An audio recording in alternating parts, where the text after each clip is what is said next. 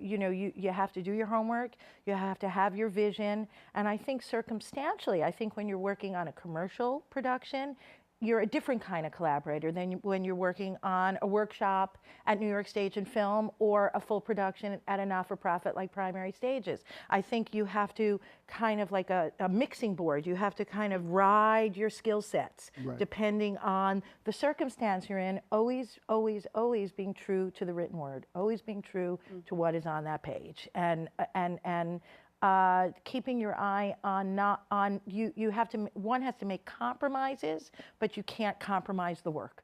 Really clear as to what the play or musical requires.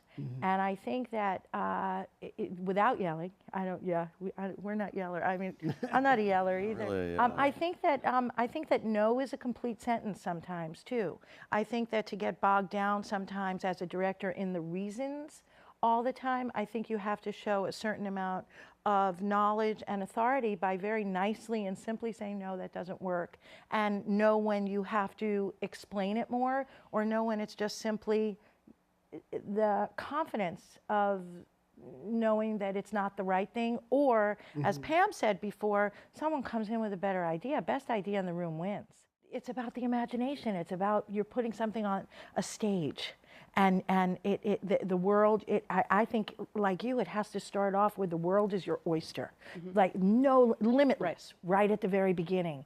And you work with people, hopefully, that you love to work with and speak a similar language to you. And you know, the money doesn't play in at the beginning. And sometimes not even the space plays in at the beginning. It's about real and imagined, and the lighting and the sound. And in service to the playwright, we're telling their story.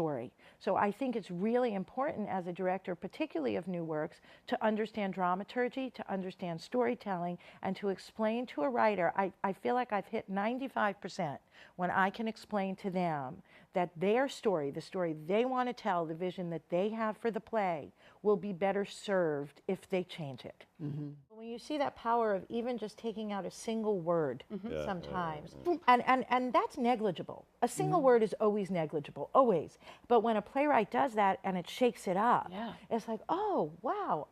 As a director, you also have the power to do that. That's what the playground of collaboration and rehearsal is.